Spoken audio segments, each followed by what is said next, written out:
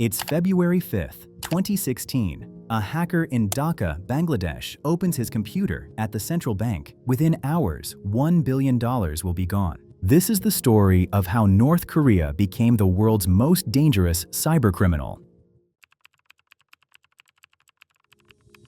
The Lazarus Group doesn't exist on any official record. No office, no building, no public face. But by 2016, they'd already stolen over $100 million from banks across Asia. Their next target was bigger. The Bangladesh Central Bank held direct access to the Federal Reserve Bank of New York. Take a look at how the system worked. On February 4th, 2016, a bank printer stops working. It's supposed to print transaction confirmations automatically. Nobody notices. At 8:30 p.m. Dhaka time, 35 transfer requests are sent from the Bangladesh Bank's computer system to the Federal Reserve in New York. Each one is authenticated with the bank's security credentials. The Federal Reserve processes them. $951 million is approved for transfer. By morning, the printer is still offline. A janitor tries to fix it. When it finally works, it prints 35 transfer confirmations. A bank employee reads the first one. The money is gone.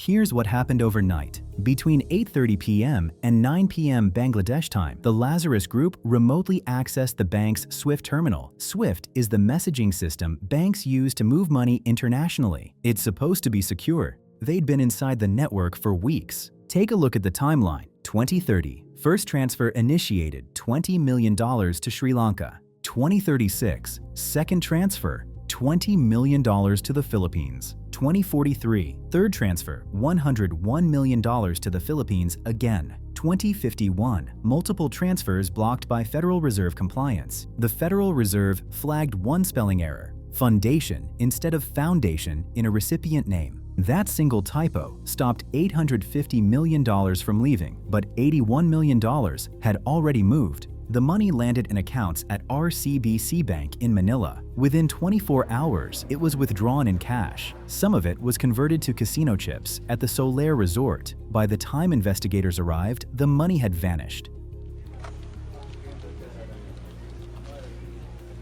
This wasn't the first time or the last. In 2014, North Korean hackers breached Sony Pictures. In 2017, they launched WannaCry, a ransomware attack that infected 200,000 computers in 150 countries. In 2018, they hit cryptocurrency exchanges. Coincheck in Japan, $534 million stolen. In 2019, they targeted smaller exchanges across Asia and Europe. Each attack followed the same pattern. Silent infiltration, weeks of observation, a single overwhelming strike. Take a look at the total. Between 2017 and 2023, UN investigators estimate North Korea stole over $2 billion in cryptocurrency.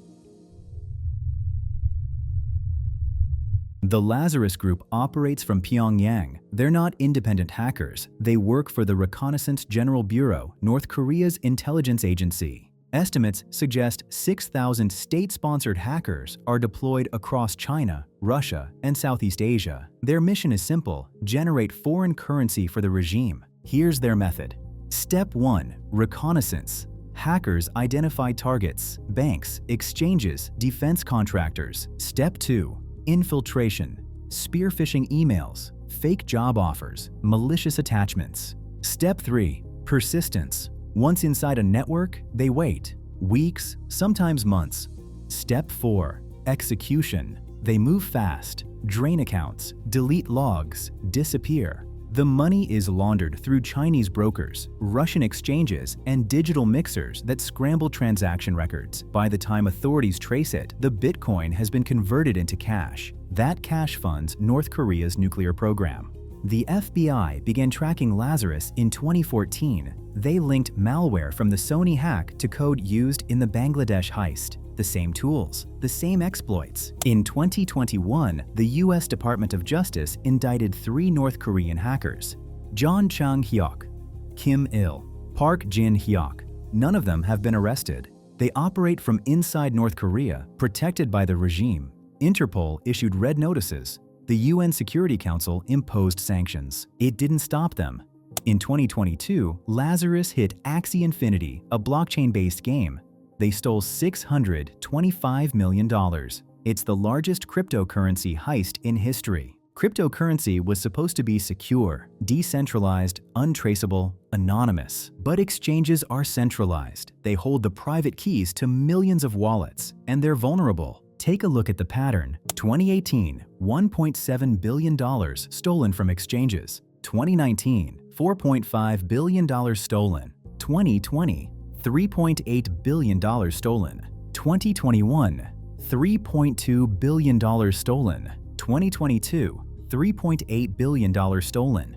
Most of it was never recovered. Blockchain analysis firms like Chainalysis can track stolen funds, but once the crypto is converted into cash or funneled through privacy coins like Monero, the trail goes cold. North Korea knows this. They've become experts at laundering digital assets. The money doesn't just disappear, it funds missiles. In 2017, North Korea tested its first intercontinental ballistic missile.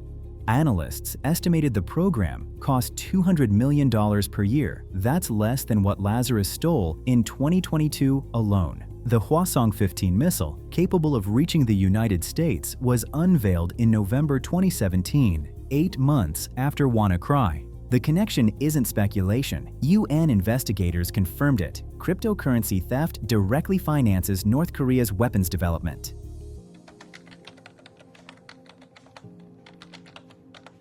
Lazarus hasn't stopped. In 2023, they shifted tactics. Instead of exchanges, they targeted DeFi platforms, decentralized finance protocols with billions in locked assets. They also expanded into NFTs and Web3 gaming. Anywhere there's digital money, they're looking. Security firms have identified new malware variants linked to North Korea. Apple Juice, Blinding Can, Copperhedge. Each one is more sophisticated than the last. Take a look at the infection method. Fake cryptocurrency apps, Trojanized trading software, job offers sent to blockchain engineers. One click, and they're inside. As of January 2026, most of the $2 billion has not been recovered. The hackers have never been caught. The regime continues to operate with impunity. And the question remains, how much more will they steal before someone stops them? The FBI says Lazarus is still active. The UN says sanctions aren't working. Cryptocurrency exchanges say they've improved security, but every year the thefts continue. In 2024, North Korea stole an estimated $600 million. In 2025, the number is expected to be higher. This isn't a story about the past. It's happening right now.